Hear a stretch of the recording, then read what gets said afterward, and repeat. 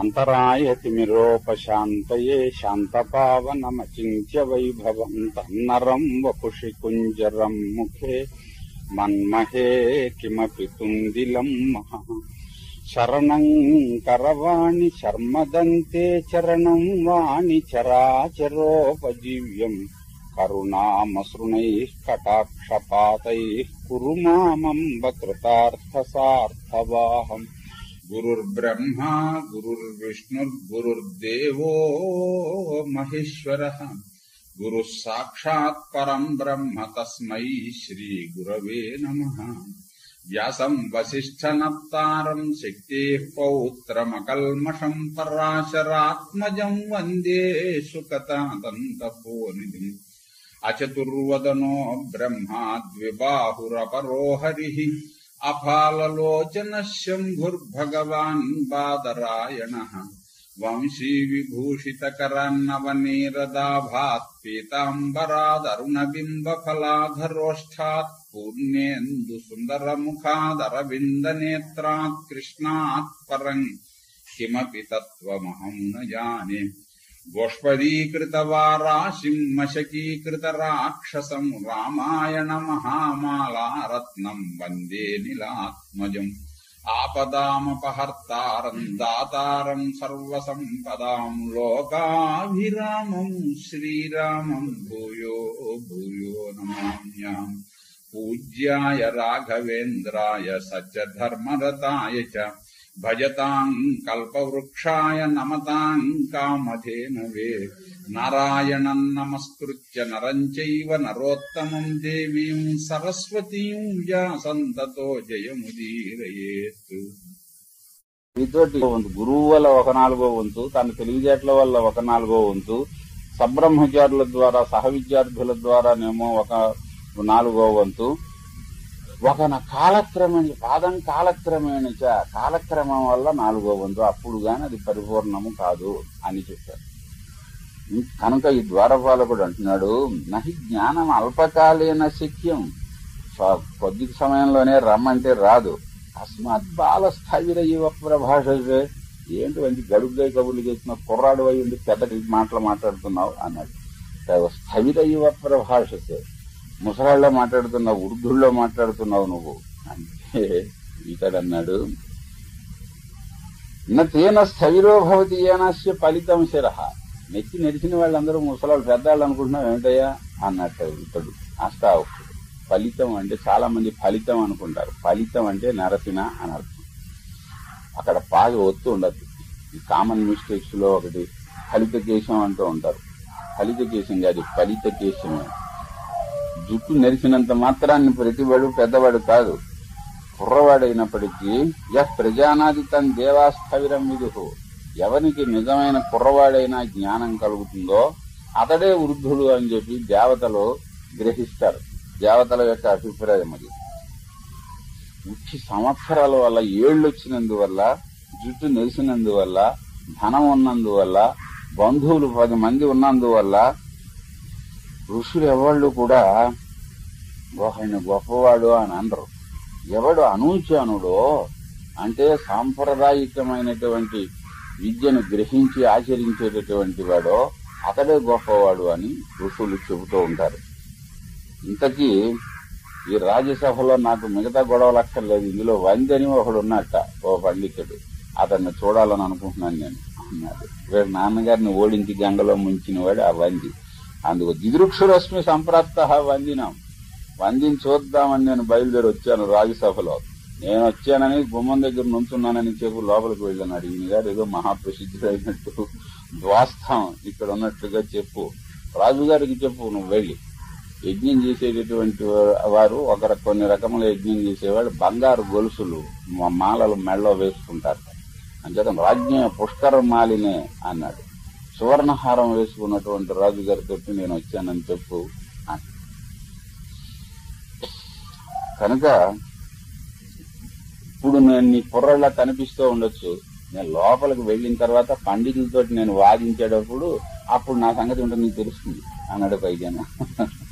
ద్రష్టాస్యద్య వదత అస్మాన్ ద్వారపాల మనీషిభి, నువ్వెవరో గొప్ప పండితులను అనుకుంటున్నావో వాళ్ళతో నేను వాదించేటప్పుడు నా గొప్పతనం ఏమిటో నీకు తెలుస్తుంది. వాదం గెలిచాక, వంది నా చేతిలో ఓడిపోయాక అప్పుడు నేను కుర్రవాడినో పెద్దవాడినో నీకు తెలుస్తుంది అని కొంచెం గట్టిగా కూడా అన్నట్ట. పశ్యంతు విప్రాహ్ పరిపూర్ణ విద్యాహ. అక్కడ ఉన్నటువంటి బ్రాహ్మణోత్తములు, మహా విద్వాంసులైన వాళ్ళు, విద్యా పరిపూర్ణులైన వాళ్ళు అందరూ కూడా చూస్తారు.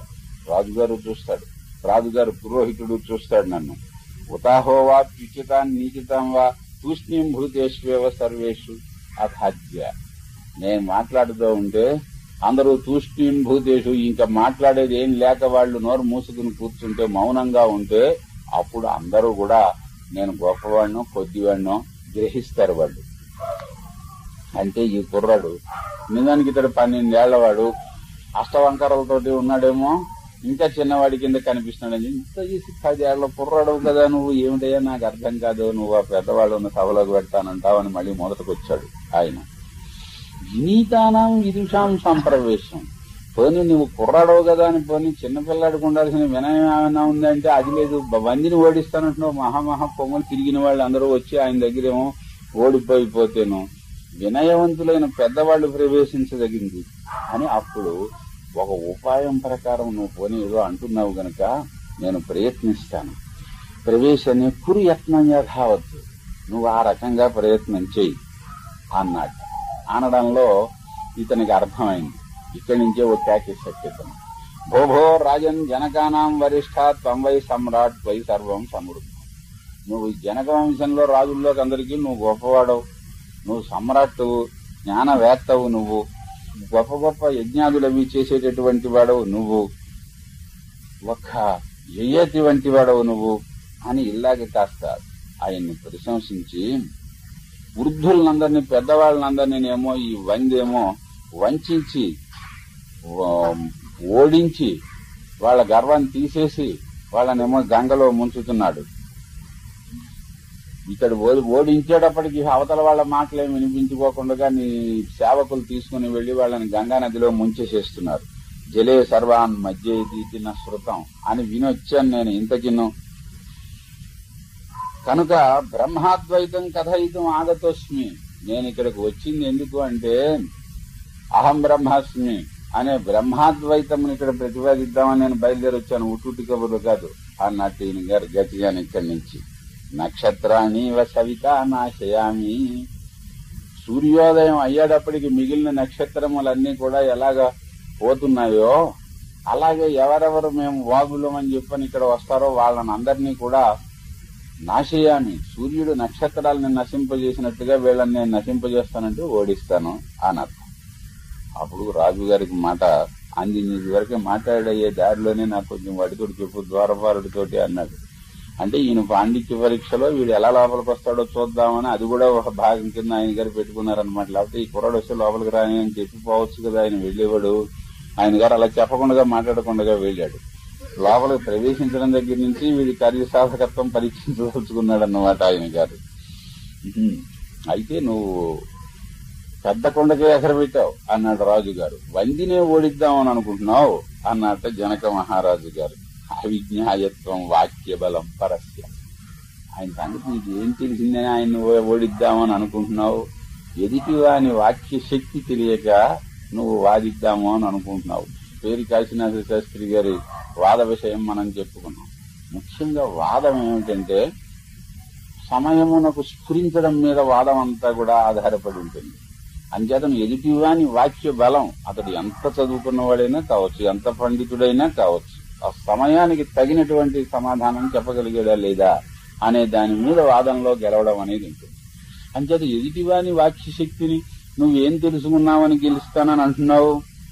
నిజానికి తెలిసినప్పుడు కదా అవతల వాడిని గెలవటం సాధ్యం అయ్యేటటువంటిది. నీ శక్తి మాత్రం ఎవరికీ తెలియదు, అతని శక్తి మాత్రం బహు ప్రసిద్ధమైంది. ఇంతవరకు ఎంతమంది పండితులను ఆయన ఓడిద్దామని వచ్చిన వాళ్ళందరినీ ఈయన ఓడించాడు తప్పొడిచి ఈయన్ని ఓడించగలిగినటువంటి వాళ్ళు ఎవళ్ళు కూడా కనిపించలేదు ఇంతవరకు. అతని బలం తెలుసుకోకుండా నువ్వు సిద్ధపడుతున్నావు. ఇక్కడ వచ్చిన వాళ్ళు ఎవళ్ళు సరిగ్గా నువ్వు చెప్పిన ఉపమానమే నేను చెబుతున్నాను. నువ్వు సూర్యుడు, మిగిలిన వాళ్ళు పండితులు అనో నక్షత్రములు అని నువ్వు అంటున్నావు. నా దృష్టిలో వందే భాస్కరుల్లాగా మిగిలిన వాళ్ళు నక్షత్రాల్లాగా తెలతెలబోయారు ఇక్కడికి వచ్చినటువంటి వాళ్ళు అందరూ కూడాను. విజ్ఞానమత్తా నృసుతాశ్చైవ తాత. ఓ మా అంతటి పండితులు లేనట్టు మదించి వచ్చినటువంటి వాళ్ళందరూ కూడా ఓడిపోయారు ఈయన దగ్గరికి వచ్చి అన్నాడప్పటికీ ఇతడన్నట్ట, నువ్వు చెప్పింది నిజమే అయ్యి ఉంటుంది. ఇంతవరకు నాలాంటి వాడు ఎవడు ఇక్కడికి రాలేదు, అంటే తక్కువ వాళ్ళు ఎవరో వచ్చారు, వాళ్ళు ఓడిపోయారు, దాంట్లో సందేహమే ఉంది, అది అబద్ధం అని నేను అంటం లేదు అన్నట్ట. వివాదితోసౌ నహి మాదృశైర్హి సింహీకృతస్తేన వదత్య భీత. వచ్చిన వాళ్లలో ఎవడు నాలాంటి వాడు లేడు, అలాంటి తక్కువ వాళ్లతోటి వాదించాడు, అందువల్ల ఈయన గారు ఒక పెద్ద సింహం అయిపోయాడు, ఇక్కడ ఇంతకంటే గొప్ప వాళ్ళు ఎవరు లేరని మీరందరూ సింహీకృత, అతడిని సింహం అని మీరందరూ సింహాన్ని చేశారు ఇక్కడ అతన్ని. నాతోటి ఎప్పుడైతే వచ్చి ఇతడు వాదించాడో నిహత శేష్యతేజ్య మార్గే భగ్నం శకటమివాచలాక్షం. గబగబా వేగంగా వెడుతూ ఉన్న బండి ఇరుసు విరిగిపోతే రోడ్డు మీద అడ్డంగా ఎలా పడి ఉంటుందో అలాగే ఇక వీడు కదలడు, నాతోటి వాదించాడు అంటే ఇక వీడు కదలడం అంటూ ఉండదు అన్నాడు. అంటే రాజుగారు కొంచెం పరీక్షించాలని ఈయన గారిని, ఏమిటయ్యా వందిని గెలవడం అంటే మాట్లాడుకుంటున్నావా, 30 చతుర్వింశతి పర్వణ యహ 63 వేదార్థం సపర కవి.